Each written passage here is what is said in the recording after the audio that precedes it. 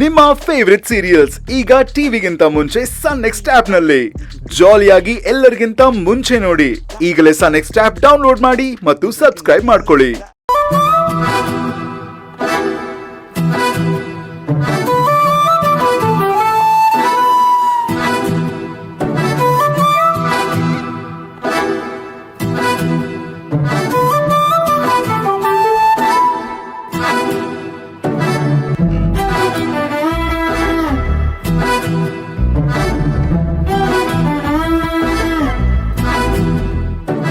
Hello, ಇನ್ನೊಂದು 2 hours ಅಲ್ಲಿ ನಾವು ಅಲ್ಲಿಗೆ ರೀಚ್ ಆಗ್ತಾ ಇದೀವಿ. ನಾನು ಹೇಳಿದ್ದನ್ನೆಲ್ಲ ರೆಡಿ ಇದೆ ಅಲ್ವಾ ಬಸ್?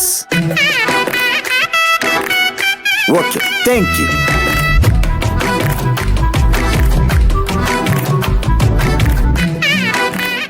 ಏನ್ ಮಾಡಿಸ್ತಿದ್ದೀರಾ ನೀವು?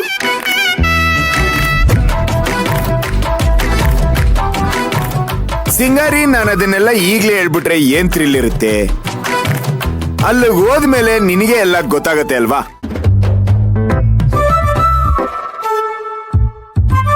ನಿಮ್ಗೆ ಥ್ರಿಲ್ ಸಿಗೋದಕ್ಕೋಸ್ಕರ ಏನ್ ಬೇಕಾದ್ರೂ ಮಾಡ್ತೀರಾ ಅಲ್ವಾ? ಅಂತದ್ ಇವಾಗ ಏನ್ರೀ ಮಾಡ್ದೆ? ಮನೆಯಿಂದ ಹೊರಡುವಾಗ ಅಷ್ಟೆಲ್ಲ ಮಾತಾಡೋ ಅವಶ್ಯಕತೆ ಇತ್ತ? ನೀವ್ ಹೀಗೆಲ್ಲ ಮಾಡೋದ್ರಿಂದಾನೆ ನನಗೆ ಆ ಮನೆಯಲ್ಲಿ ಉಸಿರು ಕಟ್ಸೋ ವಾತಾವರಣ ಸೃಷ್ಟಿ ಆಗಿರೋದು. ಮಾತಾಡ್ಬೇಡಿ ಅಂತ ಹೇಳಿದ್ದೆ ತಾನೆ? ಅಯ್ಯೋ ರೀ, ನಾನ್ ಹೇಳೋ ಮಾತನ್ನ ಅವ್ರು ಕೇಳೋ ಆಗಿದ್ದಿದ್ರೆ ನಾನ್ ಯಾಕ್ರಿ ಹೀಗಾಗ್ಬೇಕಾಗಿತ್ತು? ಚಿಕ್ಕಜ್ಮಾನ್ರೆ, ನೀವು ಇನ್ನೊಬ್ರು ಕಡೆಗೆ ಬೆರಳು ಮಾಡಿ ತೋರ್ಸಿದ್ರೆ ಮಿಕ್ಕಿದ್ 4 ಬೆರಳು ನಿಮ್ ಕಡೆಗೆ ತೋರಿಸ್ತಿರುತ್ತೆ ಅನ್ನೋದನ್ನ ಮರಿಬೇಡಿ. ಸುಮ್ನೆ ನಮ್ ಪಾಡಿಗೆ ನಾವು ಹೋಗ್ತಿದ್ವಿ ತಾನೆ. ಬರ್ತೀವಿ ಅಂತ ಹೇಳೋದ್ ಬಿಟ್ಟು ಸುಮ್ನೆ ಇಲ್ದೇ ಇರೋದನ್ನೆಲ್ಲ ಮಾತಾಡಿ ಅವ್ರ ಹೊಟ್ಟೆನ ಉರಿಸ್ತೀರಾ. ಯಾಕೆ ಹೀಗೆಲ್ಲ ಮಾಡ್ತೀರಾ?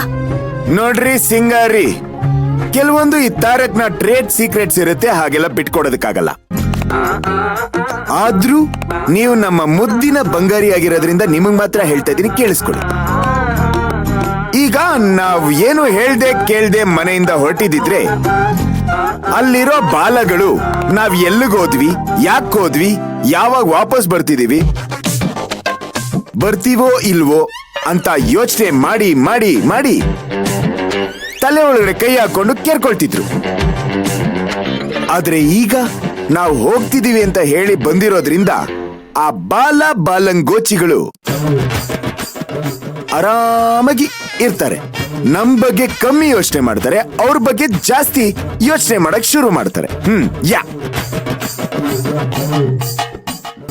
ಚಿಕ್ಕಜ್ಮಾನ್ರೆ, ಅವರು ತಲೆಗೆ ಹುಳ ಬಿಟ್ಕೊಳ್ಳಲ್ಲ.